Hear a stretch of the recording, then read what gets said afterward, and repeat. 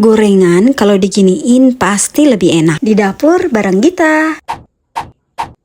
Lagi pengen banget makan gorengan, biar dapat proteinnya aku pakein udang. Ini udangnya masih beku banget guys, jadi dingin banget ke tangan. Kayak bakwan sayur pada umumnya. Di dalamnya ada wortel yang dipotong julian, kemudian ada kol juga yang dipotong iris, daun bawang dan daun seledri yang dipotong iris-iris. Nah, dikasih seledri biar aromanya wangi. Aku pakai tepung instan aja biar nggak perlu seasoning lagi. Udangnya jangan lupa dimarinasi biar rasanya makin gurih. Buat gorengnya aku pakai ini, egg pan 4 lubang. Pas banget buat bakwan kayak gini, bikin bentuknya bulat sempurna dan gak nempel satu sama lain. Udah selesai, tinggal nikmati deh pakai cabai atau saus sambal.